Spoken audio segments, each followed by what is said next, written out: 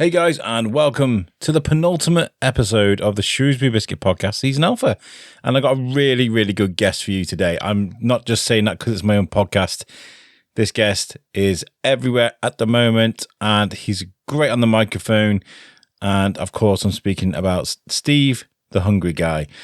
He is doing some phenomenal work that isn't just recognized locally, nationally too. He's award-winning for it, in fact, so. Okay, I recorded this the day after I came out of hospital. I'm okay. You know, there's a few underlying health issues that I'm working on. That I was working on before I went to hospital, to be honest. But I did this kind of almost half in my pajamas. The doctor had signed me off for a couple of days. I felt guilty about not being in work, but at least I could sit and speak to someone over a microphone. That was quite cool. But I want to talk about something that a trap I fell into that I think we all kind of do. I went to A&E. I didn't want to go to A&E. The lady on 111, she was like, you need to go to A&E. So I did. And I was in A&E for 15 hours. And I was a bit discombobulated, a bit frustrated, didn't really want to be there. A bit concerned about my health, of course, like we all are. And do you know what? I essentially went in with a really bad headache when there were people there that needed life-saving treatments. And I got a little bit frustrated, and I wrote a thing on Facebook like, I can't believe the NHS are doing this, or something, something along those lines. And it made me realise that actually I was probably being a bit too obnoxious and a bit ignorant, really, because the staff that are there working at the NHS are working with what they've been given. And in actual fact, once I got up to the ward and I was starting my treatments and stuff, those staff were lovely. The people in A&E are working on such a high pressure environment with whatever they've been given that they have to react the way they do because of what they've got. So I apologise if you know me personally and you saw that Facebook page, post, should I say, and I looked a bit ignorant. I think I was just a bit frustrated. I did apologise afterwards, but it's easy to fall into that trap, isn't it? When you're feeling a little bit frustrated and a little bit vulnerable, and you want to have a bit of a moan, social media is just there, Facebook is just there, and I do like to have an event now and again. I don't put too much personal stuff on there, like really personal stuff. But, I like to tell people what's going on in my life because, sometimes we have shared experiences, that we can relate to and converse about. It's quite cool. But thank you to everybody that looked after me. Not that anybody's probably going to listen to this podcast. I wasn't going in there going, I am the biscuit guy. I was going in there like, got a problem, but they were wonderful. But yeah, I'm going to move on to this episode. I'll catch you guys at the end after this interview with Steve, just to let you know what's going on after we have a break. But yeah, this is a great episode. You're going to enjoy it. This is Steve, the Hungry Guy. Enjoy.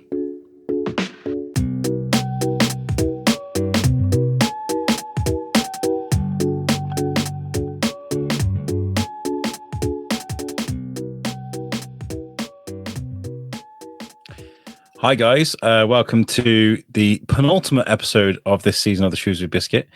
And today I'm bringing you a guest that I'm so glad we're finally doing this because this has taken us since probably Shrewsbury Food Festival in the summer to put together. But us having busy families and busy lives and stuff, we're getting this together. I'm speaking to Steve, the Hungry Guy.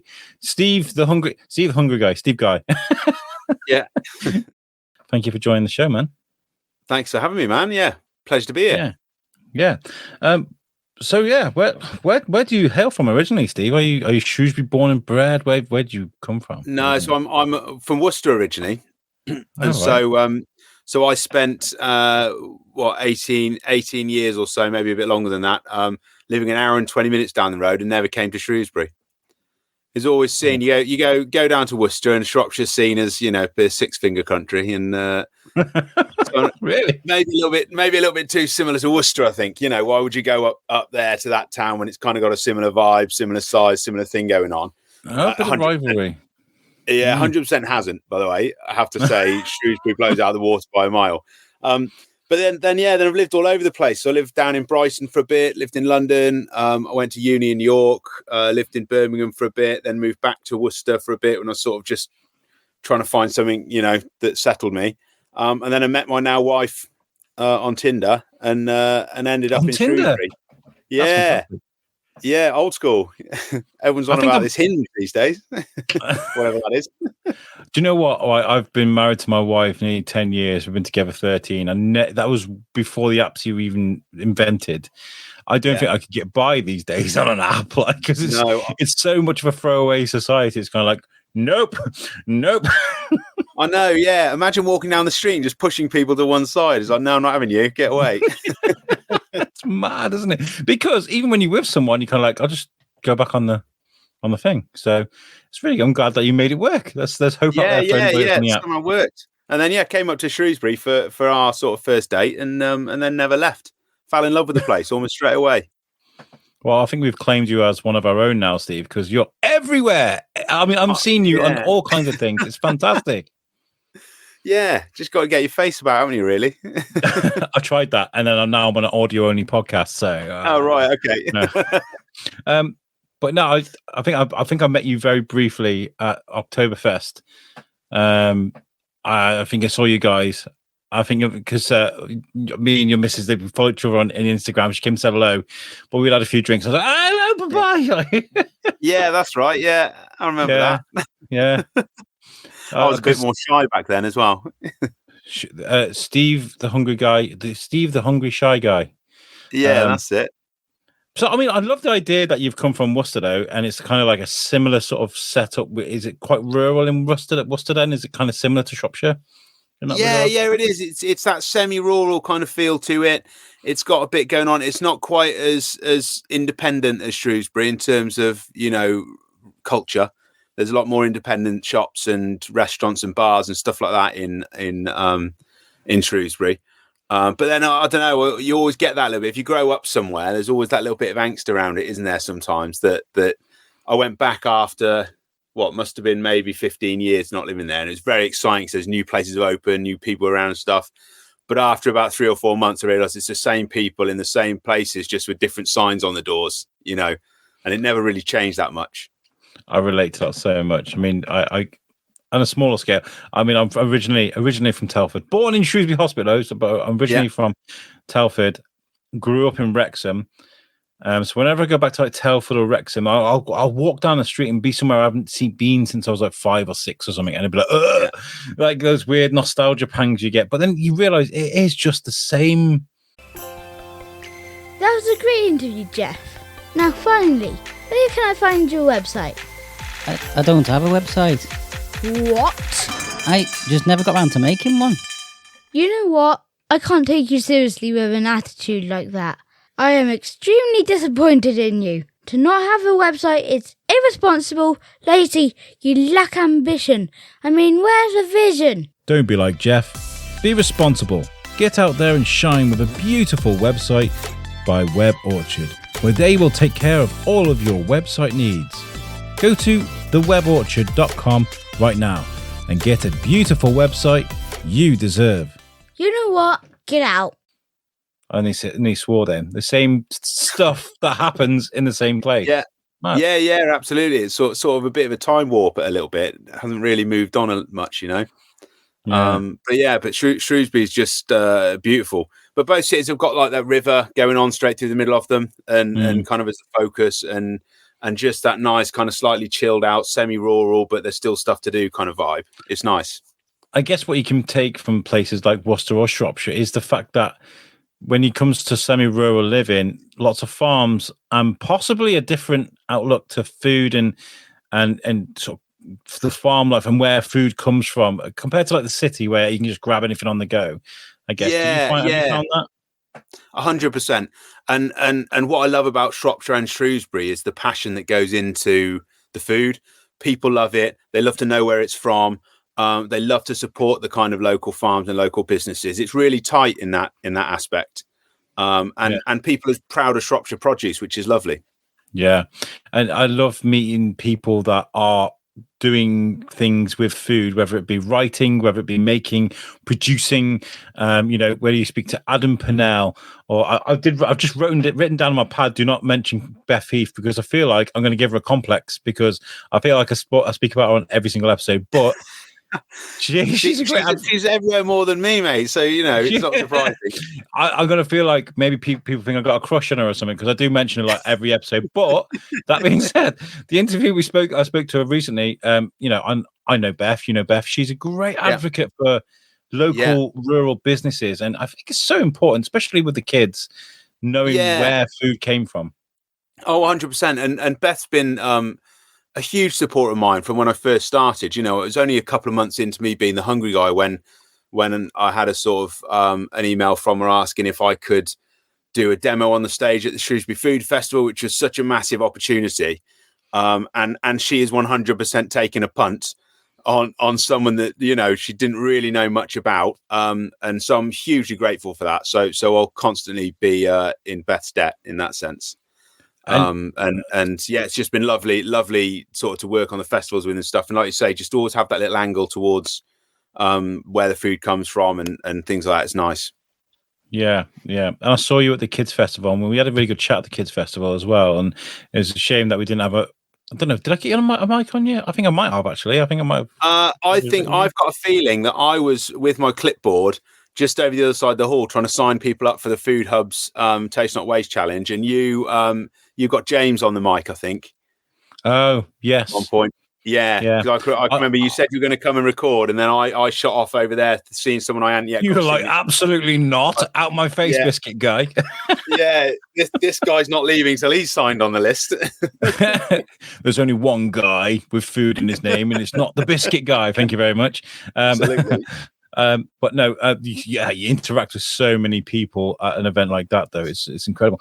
But like, I love the philosophy you working with the Food Hub and teaching people about using what you've got to make nutritious meals. And I like that, because I'll go to Mackey's, I'll grab something from the chippy rather than go and cook something, but we do cook as well.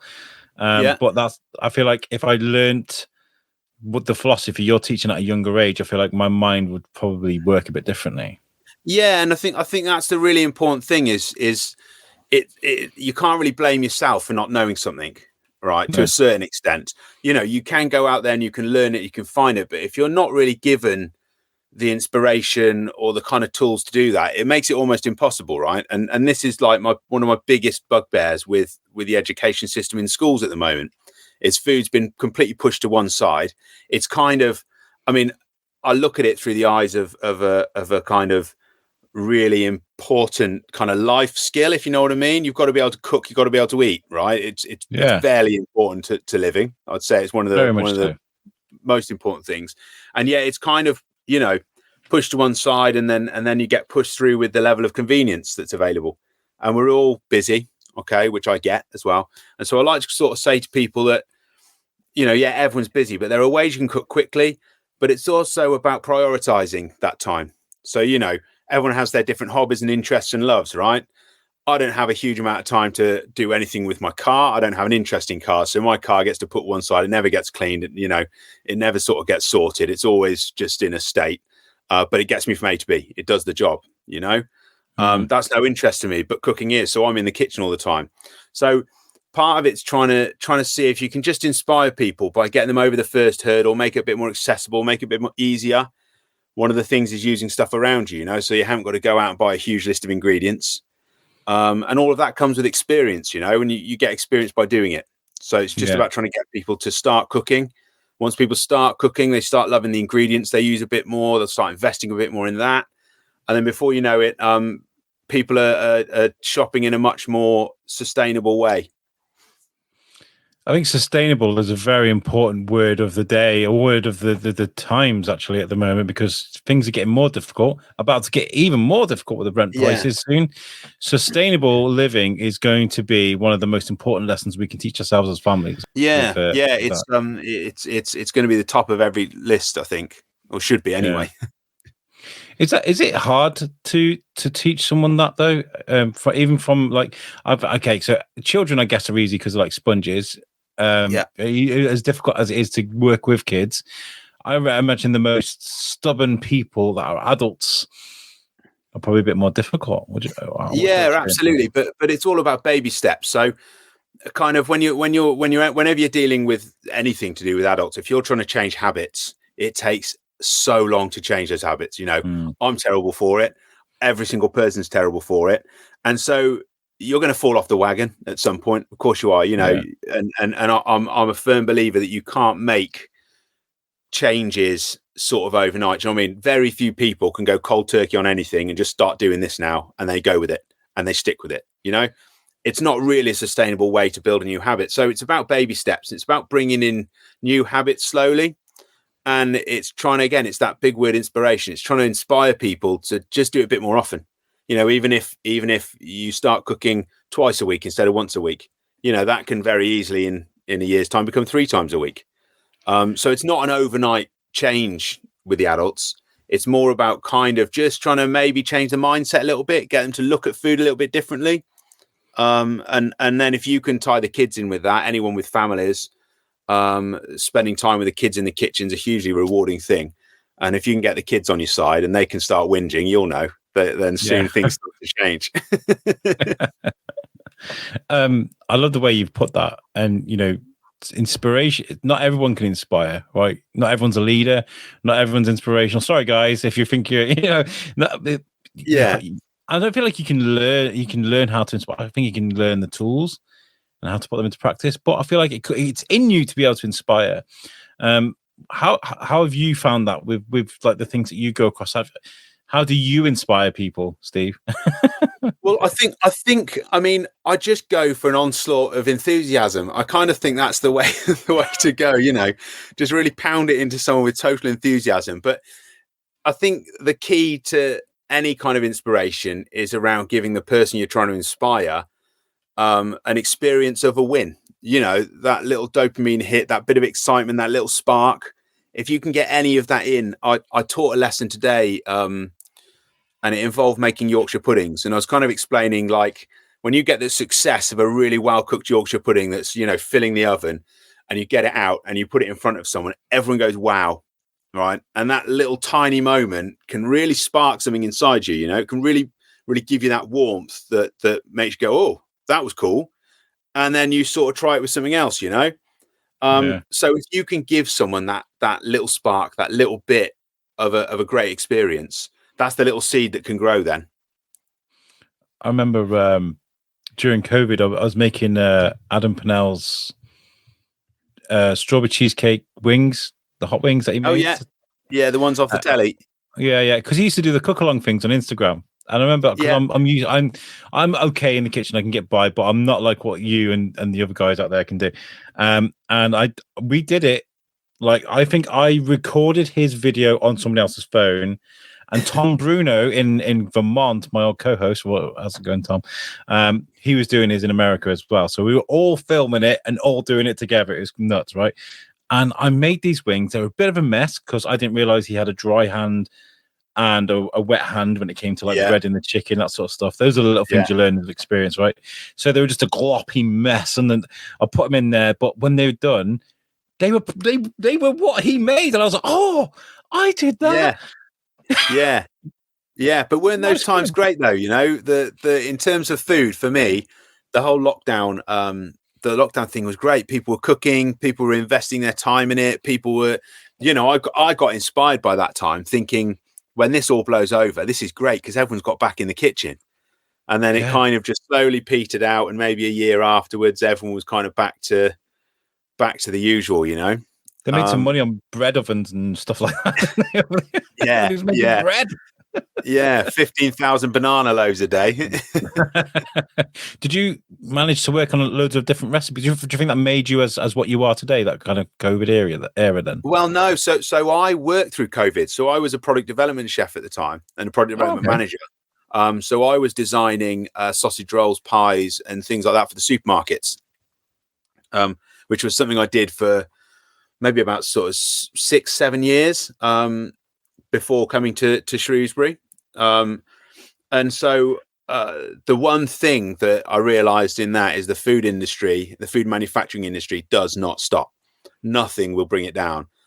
Global pandemic keeps going. And so I was working every day, factory based, pretty much. And so I sort of feel like I missed a bit of lockdown because I didn't have the kind of full experience. But then I feel like I also had a really good one because I went to work Monday to Friday. So I got out and I got to go somewhere else and I got to do something. When I was at work, you had to sit in your pods with these screens up so no one could talk to you. So it was great. You could just get on with your work. There's no nonsense bothering you.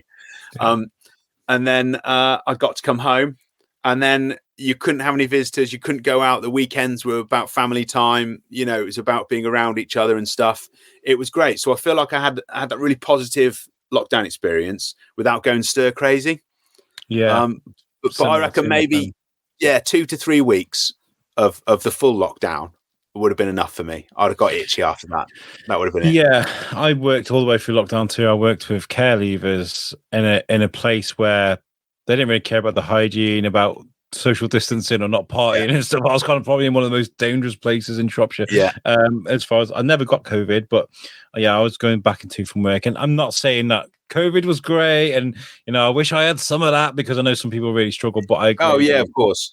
I never got to quarantine. I never got to, I'm a bit of an introvert when it comes to things like that. I mean, I'm meant to be poorly today because I just come back from out of hospital, which I'm going to talk about in the intro, so that you probably heard all about that. But I just sat there playing Helldivers. I don't get to do that very often on the PlayStation or anything like that. I probably would have just delved into that a little bit. No, actually, I know exactly what I would have done. I'd have driven myself crazy making podcast after podcast after podcast. That's kind of what I do when I got spare time. If that fills your soul with happiness, that's what you got to do, man. Yeah, lots of businesses came out of that. I like this learning about product design, because I met a guy in Turkey who designs like the packaging and things for like sausage rolls and things for the co-op, and I was like, you think about jobs and you think actually that's a really important job, things like that. Designing a sausage roll. What does a sausage roll taste like? What's the texture like? That's a fun thing. It is, but it's also what kind of it was sort of the nail in the coffin really for me and that industry.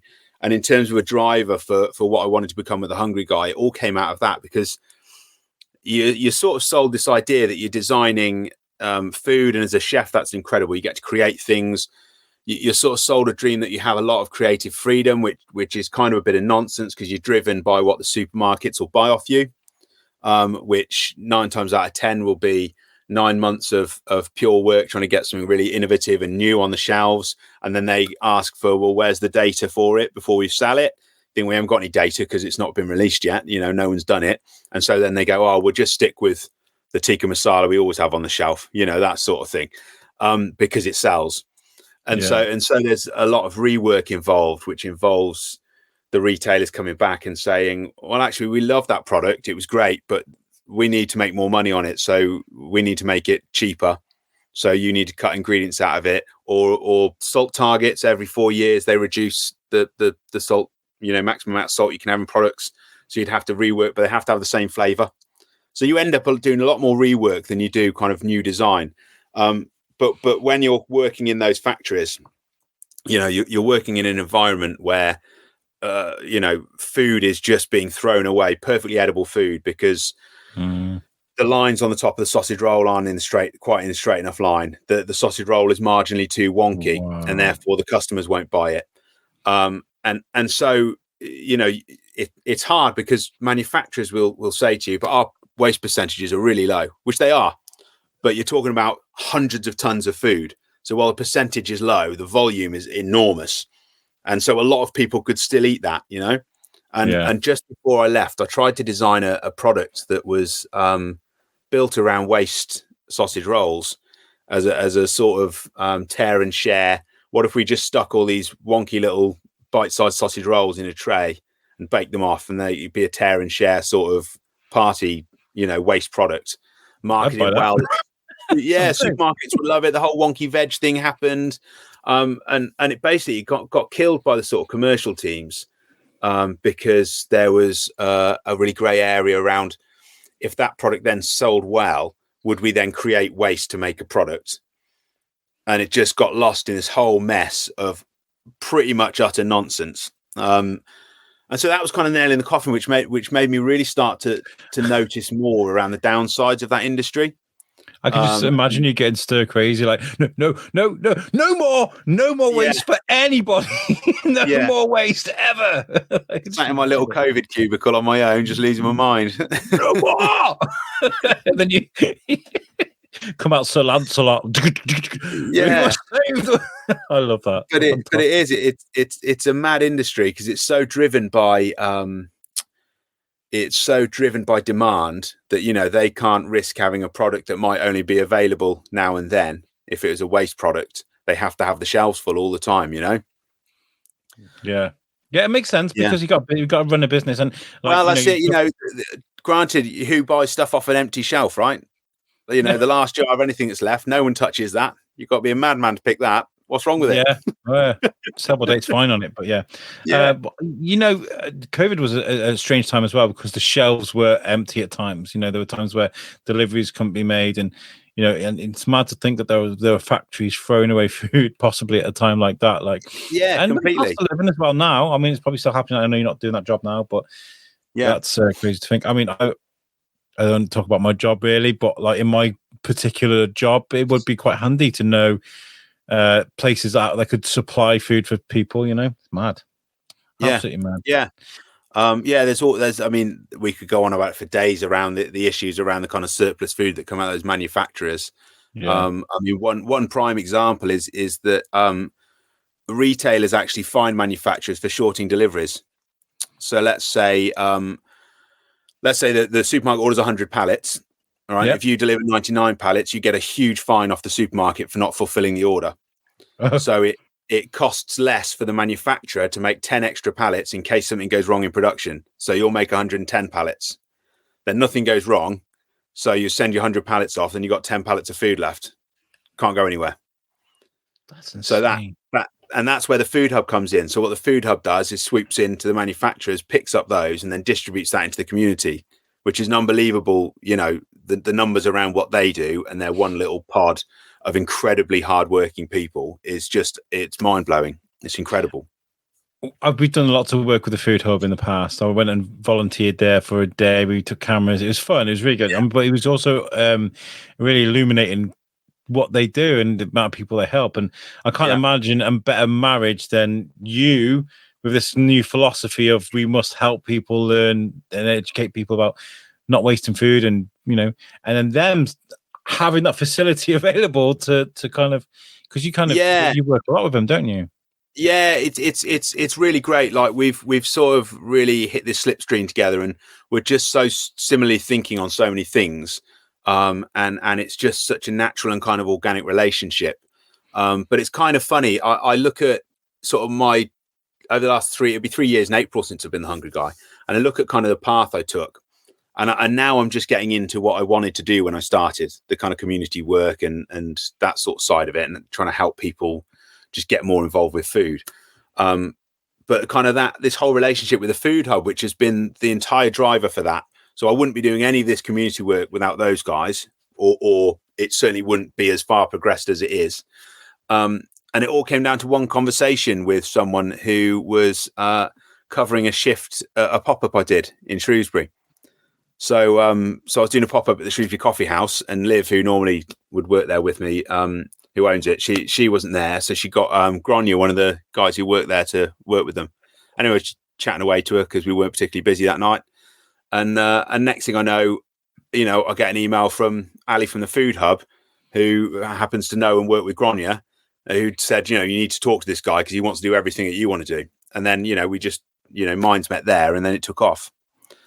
Huge shout out to Ali, by the way. Ali, you're great. She's so consistently amazing. I don't know how she does it. Honestly, I do love it because when I'm getting a bit overwhelmed and a bit stressed with work, I'll just kind of have a chat with Ali and see what's on her plate and go, "Oh, I'm doing fine." She's so positive. Every time I see it, I know. I see her outside the football ground a lot, because she does little pop-ups at the football ground when we go watch football. I don't know how many ways I could have put that. There was so many, but I saw her at the football ground when we went to watch football, and she's always like, "Hi, Ali." 6. I was like, hey, Yeah. full of enthusiasm. Yeah, she's great. And so's Tammy, the manager there. They're just fueled with the sort of energy that if you could bottle that up, that's your fortune. If you could sell that to anyone, everyone needs a little ounce of that in them. It's incredible. That's where that inspiration comes from again. That's sometimes it's just some people's calling to be that kind of person. Let's talk a bit about the Hungry Guy as a business. What is the Hungry Guy as a business? What do you do? Tell the people. So now I'm a food educator. And so I work with a lot of community groups. I work with the Food Hub. We're running a couple of projects at the moment, which is a couple of funded projects, which is incredible, really. We're doing something called Supersonic, which is where we're taking the surplus food that they've collected from supermarkets, from farms, from restaurants, from wherever. We're turning it into soup that is getting put in the freezer, and then that's getting distributed into the community. So pretty much anyone that needs a soup, corporate businesses can buy it off them if they want, for corporate lunches, for things like that, for small donations. It goes into warm spaces. Pretty much, whoever wants to take some can kind of get in touch and get some if they need it, which we're averaging at the moment about sort of 250 portions of soup a session. We do one session every fortnight. I think last year we managed 3,000 portions of soup from the surplus veg. Wow. Which is quite incredible. That sounds fantastic. What kind of soup do you make? Do you have to calculate it first, or you just have to look at what you got? How do you do that? I'll get a message from Ali the night before saying, just to let you know, I think we've got, because they don't really know till the day if stuff comes in, it changes every day. And it's so it can go from very standard soups to things a little bit wacky. Bags of lettuce and lime soup was one of the winners in my mind. So they get a huge amount of these bags of washed lettuce come in that are on their use by date, so they have to go in the freezer.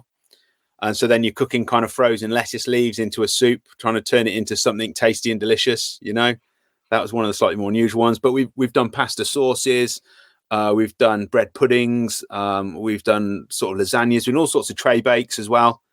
Anything to use up those bits and bobs. Nice.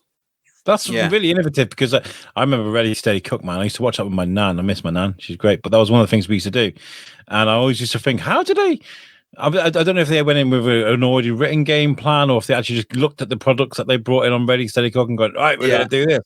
Because I know people can do that. They can just improvise. Well, that's it. But and that's one of the biggest things I sort of, when I'm talking to people about trying to cook more, is that's where one of people's hurdles, that they don't really know what goes together. It's understanding what substitutions you can make. And a big part of that's understanding what the food tastes like. So you look at a tomato, and it's not just because it's tomatoey. All right. It's sweet and a bit sour. And, you start to dissect the flavors a bit more. And then you can think, well, hang on, that sweet and sour marries quite nicely with that sort of flavor over here, and you can combine things together. But that's all experience. I've been a chef for 15 years now, and cooking most days of my life for 15 years. That's where you build that knowledge base. And I bet your experience of actually making huge quantities of sausage meat, for example, and then putting a little bit of this and a little bit of that on these huge containers, I bet that's been a huge education for you. Yeah, it is. It's a completely different way of cooking. When I first started as a chef, I worked in a big contract catering kitchen in a private school down in Sussex, and we were making sort of 3,000 meals a day from scratch. So straight away, when someone says oh, you need to add, season the water, we're about to boil some potatoes with some mash, and you're chucking in, we're talking 2-3 kilos of salt into this vat, you soon realize how the scale when things go up, a little pinch isn't going to touch it, and things are by the scoop load rather than by the pinch. But the kind of principles are all the same. That's really interesting. I love that because it is a completely different way of cooking, and as well, tasting things and making those calculations after you've done them. It must be quite frustrating though when you get it wrong to cook on that scale. You're like, oh, for Christ, we just, there's a whole vat there full of it, and we got it wrong. No, you don't get it wrong. There's always a way to fix it. Trust me. There's always a way to fix it. Yeah. You've got to do something really special to make something completely inedible. Okay. there's been very much a few. I take on your challenge, sir. Yeah, there's definitely been a few moments where I've had to kind of really work some charm to get things over the line in terms of no, it's okay, it's all this, and try and persuade people it's all right. Yeah, they taste your food and they're like, no, and you're like, no. It's never wrong. I love that. But the thing is, it's making mistakes as well. And that's the important part of trying to learn to cook is, if you're learning a new skill, and cooking is a skill, that's what people always kind of forget. You've got to practice it and you've got to make mistakes. But the important thing is to be present when you're doing it. So when you make a mistake, you learn from it. Yeah. So if you do cock up, you learn how to correct it, or you learn what you should have done the first time. It's that sort of thing. It's the simple things as well. I always say, right, I make the best cheese. Who did I say this to? I did say this to a world-class chef. I was like, I make the best cheese on toast in the world, right? My wife's made it. She gets it wrong. I've seen other people make it. They get it wrong. And it all just comes down to the butter. It's just the way to make it. And, I've tried that a few times and got it right. And I got to owe anything. But, I've seen, Liam Tinsley made me a steak, and it was the best freaking steak. And he cooked it, he chucked it, he did some amazing stuff with this meat. There's all fire coming off. I was like, none of that happens when I'm making steak. Right? I'll just chuck it in the thing. It's technique and experience. You're right. Yeah, that's it. And it's being open to learning skills. So it's kind of watching how that was cooked and then being invested enough to want to know how to do that, if you know what I mean. But then you've got to set yourself that journey to go and do it, and that's where you need that spark of inspiration, because you need to do something now, and everyone needs that little nudge sometimes just to get up and get it done. How are you with the public speaking stuff with the festivals? Do you enjoy that sort of stuff? Yeah, I do. Yeah. I mean, who doesn't love a bit of attention? Do you know what I mean? It's nice to have a group of people that listen to you and they can't really talk back. It's got to listen to this. Because I know Carl Jones does a great job on the demo stages as well when you guys are up there, and you got. I mean, I've sat there and watched some amazing demos at the food festival, and at Ludlow as well. I went to Ludlow; they do a good job there too. But it's always like all those eyes on you. That would leave me laser focused, and it's really weird. If it was 1-to-1, and they were like, I don't know, maybe 3 or 4 people in a room, maybe I'd get a bit nervous. But a couple hundred, I'd probably be a bit more switched on and enjoy myself. Mad. Yeah, no, it's great. It's all so I part of my chefing career, I used to teach cookery lessons down in London. I used to work kind of with I'll drop the name. I used to work with Jamie Oliver, and he used to run his kind of cookery schools down in London. Wow. So that was every day. It was sort of, your 9 to 5 was being in front of people, talking, cooking, trying to get a dish made while you're trying to inspire people, while you're trying to answer people's questions. So it was kind of, I've had a fair amount of training at it in one sense. You worked with Jamie Oliver. That's incredible. Yeah. It was kind of something that sort of I fell into. If I'm honest with you, I sort of took a job in one of his stores down in Brighton while I didn't know where I was going to go between jobs, just cooking breakfast.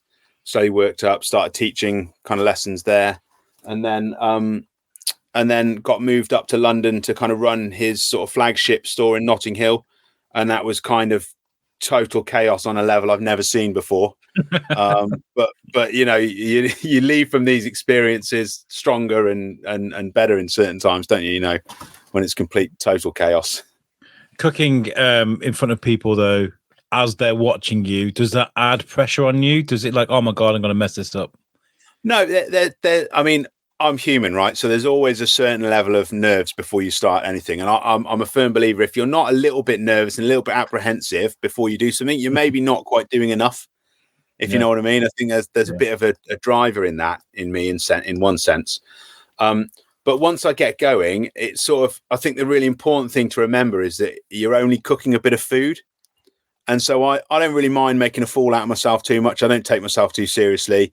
I like to think I don't have too much of an ego in that sense, but yeah, it's sort of just, if you don't mind making a fool of yourself, you'll be all right. I was watching The Bear recently. Well, when did we watch The Bear? Have you seen The Bear yet on Disney Plus? Phenomenal show, right? I spoke to Rob Gibson about that as well. He's like, that's spot on. That show is absolutely spot on because, and like the camaraderie they have in if you haven't watched it, go and watch The Bear. These are kind of spoilers, but it wouldn't spoil the show. The camaraderie they have in their family run restaurant is amazing, and then they go to these like Michelin star restaurants where it's like prim and proper, and you got to get the slices right, and it's all like pristine, clean, and quiet. And I don't think I could work in that environment. I think you got to be a bit more human and a bit more natural. Yeah. Do you know what I mean? I think everybody gels with that little bit more. Do you know what I mean? I think it's right to be that way. Yeah, I'm all about the chaos, to be honest with you. I survive better in chaos than I do in too much organisation. Yeah, I love that. So are you still working on a lot of pop-ups then? Are you still doing lots of events? Yeah, it's sort of New Year's resolutions was to drive forward a few more pop-ups in town, get my face around town a little bit more and cook a bit more food in Shrewsbury. But now these community projects have kicked off, which is sort of what I want my main focus to be. I still haven't quite got around to doing as many as I want. And I've got a few ideas in the pipeline, but the hardest thing is finding a venue, because it's sort of, finding a venue that isn't serving their own food, that is matches reasonably well with your financial side of things, because it's got to work, otherwise it's a waste of time, But I think for me, it's likely to be the next big trend in the food world, because pubs are so, footfall's so erratic in the food industry at the moment that you don't know who's coming in, when, where, and it's hard to know, these businesses aren't going to survive with the rising costs. We're going to see folding, in the next 12 months, loads of food businesses will be folding. It's a terrible time for the industry, and it's just almost impossible to run a business, So I can see already that a lot of pubs have started to not employ kitchens, but instead get people in to come and do pop-ups, to do residencies, come and work here for 2 weeks. Well, it's all bells and all whistles for you. We shout all about it. They get food trucks in the car parks now. A lot of pubs are heading that way, so they don't have to have a kitchen in every night, which means they have to sell a certain number of food. They can do 2 or 3 nights a week in different pop-ups, gets people coming back, people are interested. And that can like spark. I know the Dolphin had the Mexican truck in the car park. That and then that springs something new, and also it gives like I went to Rob Gibson's pop up at the New Inn Hookergate. Oh yeah, phenomenal. Like, and I was asking him about how do you make money from this, like, and he's like, I know how much ingredients to bring in. I invite so many people, and they pay good money, and I know how many people's gone there. So it's kind of an exact science in a way that unless people cancel. And it's like a good symbiotic relationship between the venue owners and the chefs, and that's nice. I like that. Yeah, exactly. It works for both parties, and that's what the important thing to find is, which is why I've done a few at sort of Shrewsbury Coffee House. I've done a few at Glue now. Both amazing businesses, by the way. I love both shining examples that want to work with people. So they're not there to try and rip you off. They just want their place full. They're happy with the booze money. They're happy with just having people in the door and to promote other businesses, and that symbiosis is so important. I haven't had Robin on the show in a while. He's been on the Biscuit twice. Once I was really nervous walking around with a handheld microphone. I was like, would you like to speak to me on the Biscuit? And a lot of people were like, I'm busy doing stuff. He was like, oh, come on, I want to talk to you about coffee. And he was on Iron Rose. He was like, I'll talk to you about coffee and wine, no problem. Yeah. Had a good chat. And then the other time was the opening of Petit Glue upstairs, right? Petit Glue, that's it, yeah. Yeah. Amazing guy. Yeah. The knowledge on that guy, if you can tie him down anyway, do you know what I mean? He's like, this week he's off to a vineyard in France, and then he's off to Italy and Spain and all. Driving the van around. And that's a good testament to Shropshire in the fact that you as a food creator, you've got everything on your doorstep, whether it's like cooking utilities, things that made locally, like Risdon, or something that makes stuff, or the produce you need, right? Yeah, it's one of the things that means I can stay here. Since I left London, having enough of London, I was done. But London gives you a certain level of everything you want on your doorstep, and so you have this kind of desire and need to have things, but they're not there. And I tried a few different places. I couldn't settle, but when I got to Shrewsbury, it's exactly what it had. It had the small enough semi-rural town that I grew up in, that I sort of craved for my family and things, and so many independent businesses that wanted to work with each other, and so many passionate producers that wanted, they want you to have their product because they've lovingly made it. And whether it's like you say with Risdon aprons, endless numbers of the food producers who just make incredible food, absolutely sort of brilliant handmade stuff, really artisan, and that's their life, and Shropshire's packed with it, which is fantastic. Yeah, I love it. I do. I really do. And Yeah. we're going to York at the. You mentioned York earlier. We're going to York. We're going to Leeds to see my brother-in-law. But I've been banging on about York for ages because we watched The Last Kingdom on Netflix, and I'm all about the Vikings and the Northmen and stuff. Jorvik Centre. Yeah, Jorvik. I can't wait. Honestly, I've been dying to go to York and see it, just because I'm not expecting to walk into it and look like the set from The Last Kingdom, but but maybe we'll learn quite a bit, because they had that ship. The movie The Architect is based. Not the architect. What's it called? Archaeologist thing where the dig. The dig, based on the boat that they found. Incredible! Yeah. I love that. Sort of stuff. You'll have a great time. It's such a gorgeous city, such a lovely city, and it's another one that you can walk around. You can get everywhere, and there's loads of little nooks and crannies, and loads of little old streets and little old pubs and stuff. It's just beautiful. So Shrewsbury, you've got something coming. Maybe got a rival out there with York. So what? I saw this the slow food English person of the year. What does that mean? Slow food. So slow food. I sort of say to Evan that slow food's probably the biggest organisation no one's really heard of. So it's a global food network, a global food organisation that is all around promoting good, clean and fair food for everyone. So what that sort of means is, it's good in terms of it's nutritious, it's good for the environment, it's good for you, it's good value for money. It's all of those kind of things. Same with it being kind of clean in terms of it being good for the environment, and fair, which is a really important one, is that it's a fair price for everyone. So whether it's the farm worker, right up to the people using the food at sort of my end and people, the retailers and stuff like that, everyone's getting a fair cut for how that food's produced and the way it's produced. Perfect. That's great. And it's also a big advocate for trying to keep traditions and trying to keep a food culture alive. It started in Italy in the 80s when they opened a McDonald's in Turin, and the locals kicked off. So they started holding protests sort of outside this McDonald's with all their local produce. And that kind of grew into this global organization. It's something mad. It's like 160 countries in it.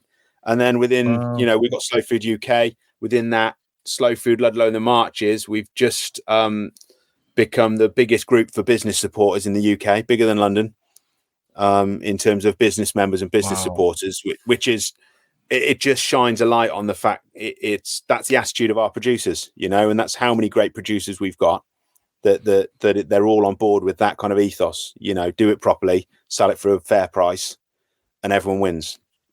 That's incredible. I'm so glad that existed, and I feel a bit ignorant not knowing what this is, because it stands for quite an important thing. And you won... Sorry, carry on. I was just going to blow a lot of light up your ass right now. You won England Person of the Year. Well, congratulations. Yeah, I didn't see that coming. Didn't see that coming at all. I mean, even when I got the email saying I'd won it, I didn't realise. I was 5 o'clock in the morning and I was watching Peppa Pig or something with the girls, and as you do, I got this email on my phone, and I knew it was every year they have these awards, and it's all voted for by the public and by members and by the public. And it's, it's best deli, it's best butcher, it's best farm, it's best market garden, whatever it is. There's loads of them. And I saw this email, and it was from Shane, the head of Slow Food UK. I've had a few conversations with. And I just thought I was just a list of winners. Said I'll wait till 10 o'clock when it comes out and I'll find out on social media. So I put it to one side. And then I was sat mulling it over with my coffee, and I thought that didn't seem like the normal email.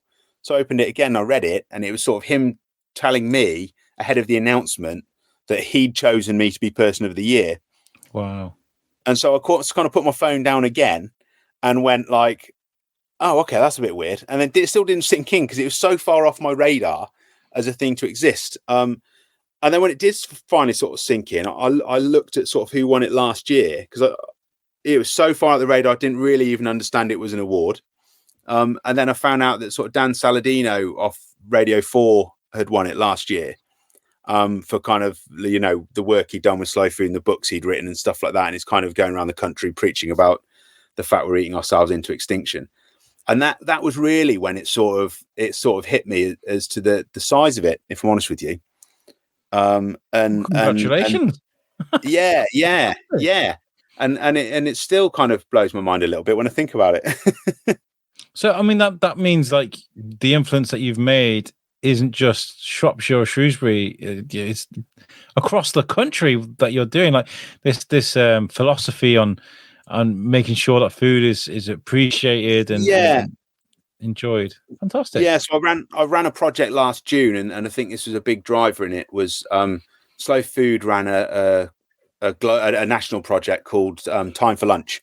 So it's about trying to get people away from their desks, get them some fresh air, maybe get them to move away from a meal deal and eat something a little bit more healthy, a little bit more, sustainably made and things like that. And so at the time I was working with a food hub. So I just ran with this idea that if I just got the food hub ingredients and just made stuff out of that and then found somewhere in the middle of Shrewsbury that would let me give the food out, then, we'd have a sort of, I call it the free lunch club. So we'll just pop up somewhere and end up in St. Mary's Church in the middle of Shrewsbury. And so I just open the doors every Thursday, 12 till 2, come and get a free lunch and sort of put on these big fresh salads that I made. And, and we ended up doing, I'm sure it was about 280 meals in 4 weeks. It was sort of selling out in an hour, 80 meals in an hour. Queues sort of heading up back through the church, which kind of shows, I think, the demand for that sort of thing at the moment. And it really kind of shows how many people are feeling the pinch to a certain degree, and the current state of affairs with cost of living and whatever. Yeah. Again, all that food would have gone in the bin. So it's really important to get it back out there. Well, this has been developing for a long time. I remember seeing the first sort of, I forgot what they're called, the coffee shops where you can pay for a coffee and put up on a post-it board, so you can share in the community and like share a pay it forward thing. Pay it forward cafes, that sort of thing. There are a lot of people doing that now, and that's wonderful. Yeah, I mean, it's amazing. It's so good, and that's the important thing as well. Is when you get out there into this kind of community work, you would not believe the number of people that are doing an incredible job, day in, day out. The food hub's just kind of one example of even in Shropshire, the network of kind of community work that's going on is incredible. Yeah. I think as you get older as well, you realize how important, because we're always told, like, food is like the hub of community, it's like, that's what brings society, is a meal coming together. That's what we do. But as you get older, you kind of see it a little bit more, like things like Christmas and Easter and things like that. It's not about the Easter eggs or the Christmas presents. It's about the meal and people come together and sharing the stories, the family traditions. One of our traditions we like to do, with my wife's family, it's a weird one, but when you put the spoon in the trifle and you got to try and get the slop out of the trifle at the bottom. We try and do it every year, and for the last 3 years we didn't get the, but this year I love that. We got our big yeah. It'll be a good year next year. It's got to take us 3 years to get another yeah I love it. Man, that's great. Yeah, so I mean, what are you working? So you're saying you're working on some community projects. Yeah. Is there anything that you want to tell the listeners about that you're doing? Maybe you want to help off people. Maybe, I don't know. Yeah. So I mean, we're always looking for volunteers to come at the supersonic sessions, which I mentioned earlier, because what we do is we get volunteers in to basically chop and prep all the veg while I'm running around cooking kind of 4 or 5 pans of soup at any one time. And then we have an afternoon session where people come and help us pack it all, tidy up, kind of get set for the next week. We might prep a bit more veg, put it in the freezer. I mean, if anyone wanted to come and volunteer at those, they've just got to drop me a message on my Facebook or Instagram, and I can get them onto the we've got like a WhatsApp group. And once you're on that, just next events listed, you can say if you're interested or not, if you want to come. That's cool. Sort of thing. Yeah, and then I can come along. I can come along and do some cutting for you, Steve. Yeah, come and do it. What I normally do is we try to do a bit of a knife skills lesson at the start, mostly for my own. If you're going to handle a knife, we've got to know. Yeah, just kind of hold it up and show them there's a sharp end and a non-sharp end. You know, which one are you going to hold? What's that movie where it's like sticking with the pointy end? Like, yeah, that's it. Yeah, you'd be surprised at what you see. I imagine. Yeah, but yeah, so there's something where I get to kind of show you a little bit around chopping and what to do and how to chop veg a little bit more efficiently. So you'll get something out of it as well, you know, which is important. Are you doing any of the food festivals in the summer? Can people expect to see you anywhere? Yeah. Beth's already earmarked me for Shrewsbury Food Festival. Good, nice. Probably I'll have to get the old Shrewsbury Food Festival octopus out and be in about 15 places at the same time. You know, get all the arms going. But we'll make. I remember seeing you. I think you were with Liam Tinsley actually when I saw you this year's Food Festival. Yeah. And I remember saying to you, "I'll be back in 15 minutes to grab an interview with you." Number one, I didn't come back in 15 minutes. It was more like 45 because I got dragged off here and there and everywhere. Number two, I couldn't find you again that day because you were so busy. You guys had sweat pouring because you were trying to cook. It was quite warm. Like there's lots of things going on. Yeah, we get the fire pit out. We get the fire pit out, and we cook for a few of the corporate dudes there and things. And I was with the Food Hub stage last year as well, so I was up there doing kind of some bits. So yeah, but it's always a great weekend, isn't it? You know, it's another weekend of chaos. That's what we want in our lives, isn't it? Love it. I can't wait. I said that a few times. I did say the other one. Oh, sorry. I was going to say. I said to Beth, I want to find a way to do the food festival different this year. Like I always go around and I always get loads of interviews. We always marry them up. They all sound really great. But I want to do something that sounds and feels a bit different. So I'm trying to think what we can do. Maybe I stick with a chef that has got, you know what I mean? Like follow a chef during their journey. Follow a day in their life. Yeah. That sort of thing. That sounds good, man. That sounds like a nice idea. You know, it's a bit of freshness. Maybe we can do it with you. I'll give you some, some good PR. Just follow Steve around for the. I'll probably annoy you, be like, you've been messing up, and do you see this mic coming in shot? How does that feel, Steve? That's all right. Just put it out after the watershed, and we won't worry about the language. But I'm going to play a quick game with you now. We played every single episode this season. Oh, it's great fun. I'm going to throw you off your balance now. With all right, perfect. Well, it's random, isn't it? So it's time for the random minute. It's I found a website called teambuilding.com and they have a random question generator. So I've got a stopwatch here as well. They are so random as well, these questions. Some of them are just ridiculous. Can I just mull over the first answer for a minute and then it's done, yeah? What I'll do is I'll read the question, and as soon as you start talking your first answer, then I'll press the stopwatch because you've got a minute to do it, okay? Okay. All right, so the first question is, what has been the greatest accomplishment of your career? Oh, Christ almighty, of my career. That's a big one. Oh, it's huge, isn't it? I think starting the community kitchen project, which I've just started now. Wonderful. What is the best hotel you've ever stayed at? So I stayed in a hotel in the middle of a forest in Germany. I can't remember the name of it because it was German, but they had a 2-Michelin star restaurant inside it that was just absolutely incredible. And I've never stayed in a room like it in my life. It was mind-blowing. Wonderful. What kind of art would you hang in your office? Anything to do with food. Cool. Do you support any charities? The Shrewsbury Food Hub. Yes. Do you make your bed in the morning?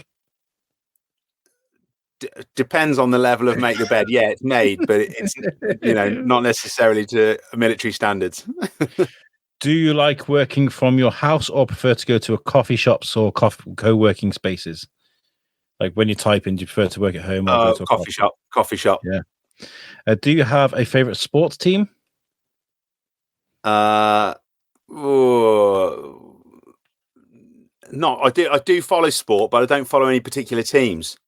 Oh, that's good. Anyway, that was that was the minute of.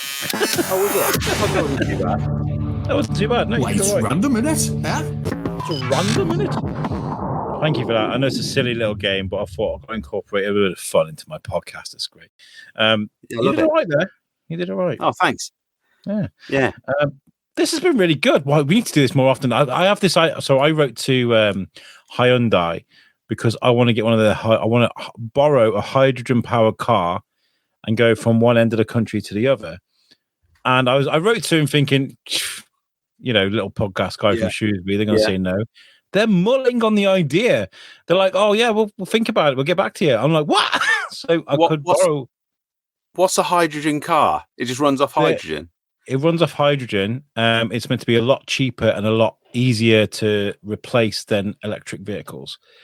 So wow, didn't even know that existed. Incredible. Yeah, I mean, it sounds to me like there's some sort of risk of explosion, but they're already about in the UK, very rare at the moment, but they're slowly bringing them into production. They're meant to replace electric vehicles. They're meant to be really cool. Okay. So I'd love to go from one end of the country to Jonah Groats and just meet people along the way, and maybe like enjoy food. I think food's going to be a great part of that. So I love. I always talk about.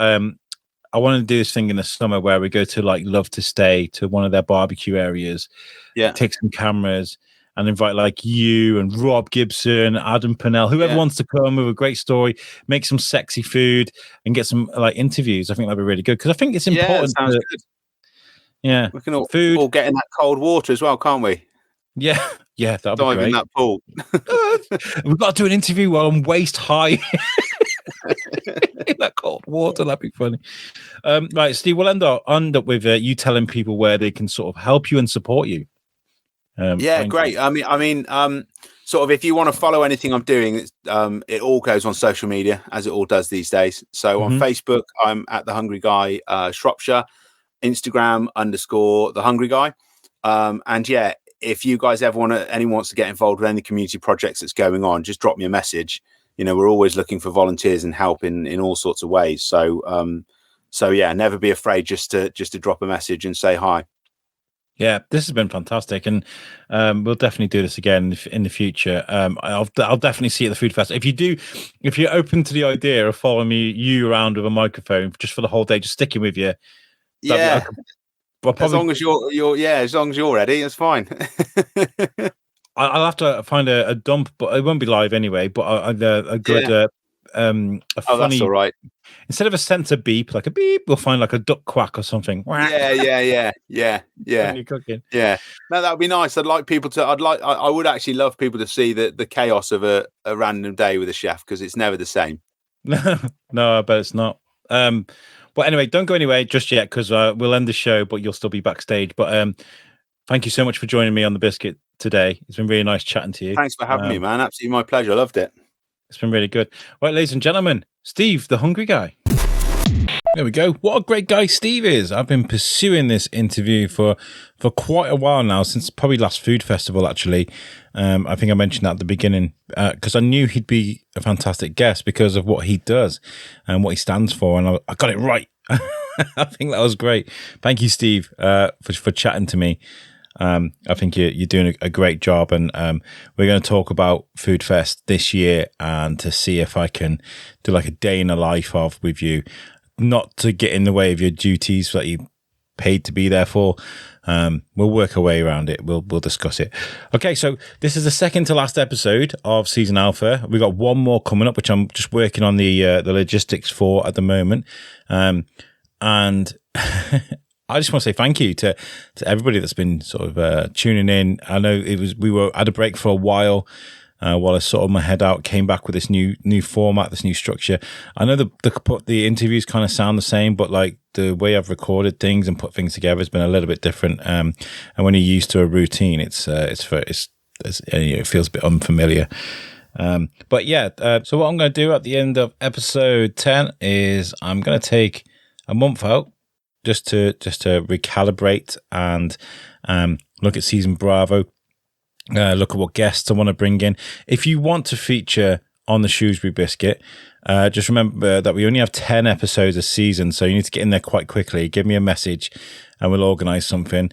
I also like to come out and do things for social media as well. If you want to sort of feature on the social media side of things, I can turn up and put a reel together. I can do that too. I want to say an apology to the guys at the Terrace Bar actually in Shrewsbury. I was supposed to go there to do a cocktail competition, cover that. But I went to hospital, like I mentioned at the beginning. That was the day I was meant to do that. I ended up in hospital. So apologies. That couldn't really be helped. But usually I'm quite reliable. So if you want me at an event, just give me a shout and I'll come along and do some social media stuff. So yeah, we've got one more episode left and I'll say a proper goodbye from this season. But for now, thank you so much for tuning in to Steve the Hungry Guys episode. Make sure you follow us on social media. We're on Facebook, Instagram, TikTok. I don't really do Twitter. I'm on there, but I don't really do much on there. But they're the best ones for, Instagram and Facebook. A little bit on TikTok too. Right, I'll catch you guys next time for episode 10. And I want you all to have a good week. All right? Peace out.